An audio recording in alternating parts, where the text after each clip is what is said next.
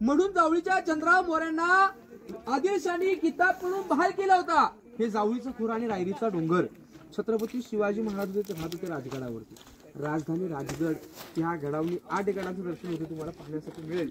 समोर बघा दृश्यामध्ये तुम्हाला राजगड इथे दिसेल बघा। शेवट समोर इकडे हा समोरचा मोठा डोंगर दिसतोय काय त्या घराच्या पोलाच्या पाठच्या बाजूला समोरचा तो पोल आहे त्याच्या पाठच्या बाजूला तो तोरणा किल्ला सर महाराजांनी वयाच्या 16 वर्षी जिंकलेला पहिलं स्वराज्याचं तोरण तिथे बांधलं आणि पाठच्या बाजूला धुक्यात येणला तो राजगड। मस्त राजे हे राजगडावरती राहायचे ना।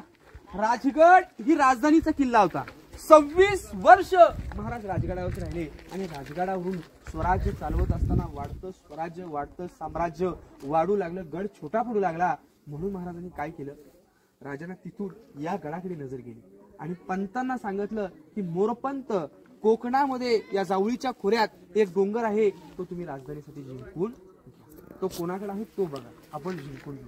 पण छत्रपती शिवाजी महाराजांनी सांगितल्याप्रमाणे छत्रपती शिवाजी महाराजांनी सांगितल्याप्रमाणे पंतांनी या गडाविषयी या जावळीविषयी खबर काढली आणि राजांना बातमी पोहोचवली की राजा कोकणामध्ये जावळीचे चंद्रराव मोरे हा आदिलशाच्या दरबारात चाकरी करत आहे आणि त्याच्याकडे हे जावळीचं खोरं आणि रायरीचा डोंगर आहे। आपल्या राजांनी काय केलं एक तो मराठी सरदार आपण देखील मराठी महाराजांनी काय केलं एक त्याला प्रेमाने पत्र पाठवलं। प्रेमाचं पत्र पूर्वी त्याला खलिदा म्हटलं जायचा।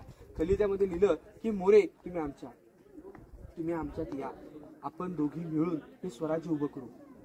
जावळीचे मोरे फार उर्मट गरिष्ठ स्वभावाचे होते। युद्धाचं चॅलेंज केलं राजांना की तुम्ही कसले राजे याला जावळीचं व्हाल गावळी उद्या यायचे असेल तर आजच या जावळीचा दारुगोळा तुमच्यासाठी सज्ज आहे। क्रोधाला महाराजांना 145 निवडक सरदार निवडले जावळीवरती आक्रमण केलं। 3 महिने लढाई चालू होती। चंद्रराव मोरेंचा चुलत भाऊ हनुमंतराव मोरे सूर्याजी काकडे यांच्या हस्ते मारला गेला। चंद्रराव मोरे भ्याडपणे पळून आला आणि रायरीचा आसरा घेतला। राजाने चारी बाजूने रायरीला वेढलं गेलं आणि वेढल्याच्या नंतर चंद्रराव मोरे खाली गडाच्या पायथ्याशी राजाला शरण गेला आणि हा गड आपल्या राजांनी 15 मे 1656 मध्ये स्वराज्यात जिंकून घेतला। डोंगरला जिंकला राजाने किल्ल्याला पूर्ण पाहिलं। चारी बाजूने तासीव डोंगर गडावरती येऊन राजे काय म्हणाले राजा खासा जावणी पाहता गड बहुत चकोट चौतरे पहा गडाचे कडे तासल्याप्रमाणे अव दीडगाव उंच दौलताबादाच्या 10 गुणी उंच ऐसे देखून राजे संतुष्ट झाले आणि तख्तास बोलिले हाच गड करावा। तख्त म्हणजे राजधानीसाठी निवडला गेलेला तो म्हणजे रायगड। रायगड जिंकला राजे गडावरती आले। या डोंगराला पाहून महाराजांनी या गडाची कामं सोपवली। हिरोजी इंदुरकर नाव आर्किटेक्चर पूर्वीचे 14 वर्षात हिरोजी इंदुरकरांनी किल्ला बांधला। एवढा भला मोठा लागणारा दगड हा काय किल्ल्याच्या पायथ्याशी आणला नाही शक्य नव्हतं। 11 तलाव खोदले 84 टाक्या खोदल्या लागणारा दगड काढला आणि किल्ल्यावरती पाणी पिण्यासाठी तलाव झाली इरी झाल्या टाक्या झाल्या आणि त्यातला दगड बांधकामासाठी म्हणजे एका दगडात 2 पक्षी मारले। जॉईन करण्यासाठी चुना शिस्सा आणि गोळ 3 पदार्थांमध्ये किल्ल्याची बांधकाम लागणार वरती सागाची लाकडं मातीची कवळं रेशीम पडदे सगळं छप्पर होतं ना। हे इंग्रजांनी अखेर जाळलं सर। 10 May 1818 colonel Prother major Hall 2 bridge 11 दिवस किल्ला जातो। जी आज आपण या रायगडाची अवस्था पाहताय तशीच या महाराष्ट्रामधल्या गडकिल्ल्यांची अवस्था आहे। का राजस्थान साईडचे किल्ले शाबूत आहेत जसे तसे महाराणा प्रताप याचा चित्तोडगड सोडल्यानंतर बाकीचे किल्ले देशातले जसे तसे तर का एकच कारण होतं मराठी कोणासमोर सुकत नव्हते वाकत नव्हते।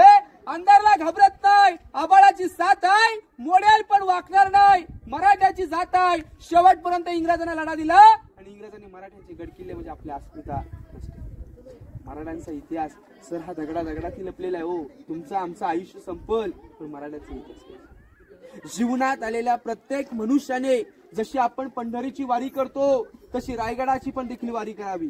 पायी रायगडावरती यावं राजांच्या समाधीला श्रद्धांजली व्हावं समाधीचं दर्शन घ्यावं मेघडंबरीचं दर्शन घ्यावं। का तर कविभूषण म्हणाले होते तासहून की कला जाती मथुरे में मस्जिद वस्ती अगर मेऱ्या शिवाना पैदा होती सबकी सुन्नत होती सबकी सुन्नत। रायगडावरती आलात ही किल्ल्याची समोरची बाजू पायी येताना तुम्ही सगळ्यांनी महादरवाजा पाहिला। आता इथून आपण पॉईंट पाहण्यासाठी सुरुवात करणार आहोत। महादरवाजा किल्ल्याचा मेन द्वार होता। एकदा की रायगडावरती नगारखान्यावरती नगारे वाजले की तो दरवाजा बंद केलायचा खाली जाणं नसायचं वरती येणं नसायचं। वरती आल्याच्या त्याचे तलाव पाहिला हत्ती तलाव।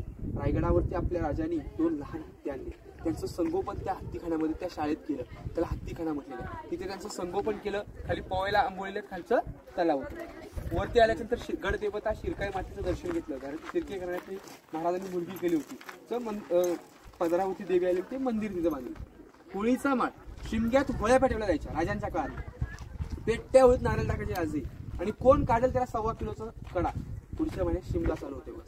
राजांच्या काळातली प्रथा आजही चालू आहे, पण ती प्रथा बदललेली आहे. तर ते नारळ टाकतात, काठीने काढतात. पूर्वी आगीतून काढायला लागायचं, आणि जो काढेल त्याला 1.25 किलोचा कडा राजे बक्षीस द्यायचे. 100 राजे पेट्या होळीतून नारळ काढायचे. दूरवरती बसलेली बाजारपेठ 800 फूट लांबी, रुंदी 40 फूट. डाव्या साईडला 22 दुकान, उजव्या साईडला 22 दुकान, 44 दुकान.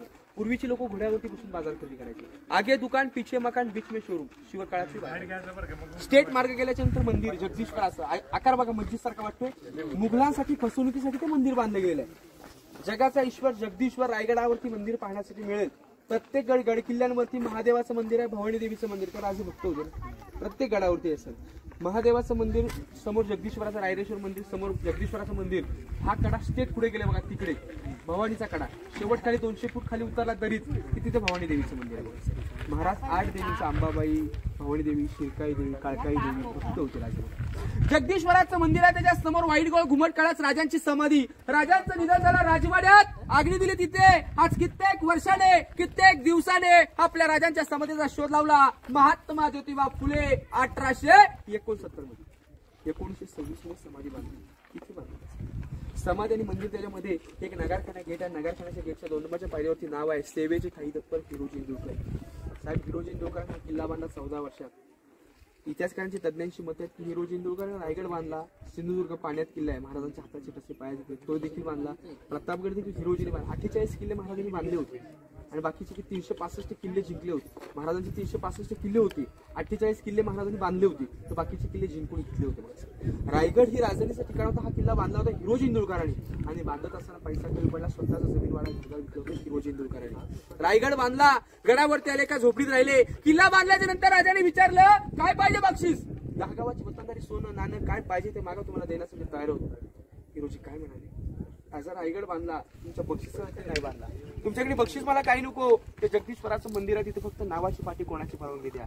ज्याच्यावेळी मंदिरात दर्शनासाठी येणार जाणार त्यावेळी तुमच्या पायाची धूळ माझ्या पाठीला स्पर्श झाली पाहिजे, तेवढंच बक्षीस, बाकी मला काय नको. कडकडून मिठी महाराजांनी मारली. वा हिरोजी, तुमच्यासारखी पोरं लाभलीत आणि शून्यातून इष्ट निर्माण केलं. सेवेचे ठाई तत्पर हिरोजी इंदुरकर यांच्या नावाची पाठी. जगात जगदीश्वर मंदिर, ज्याने किल्ला बांधला त्याची नावाची पाठी, राजांची समाधी, आणि पाठच्या बाजूला एक वाघ्या कुत्र्याचा स्टॅच्यू आहे. सर वाघ्याविषयी काही इतिहास आपल्याला माहिती नाहीये बघा सर. आता या मार्गाने जायचं, दर्शन घ्यायचं, नंतर आता आपण इथून बालदेकीला बघायला जाणार आहे. बोला छत्रपती शिवाजी महाराज की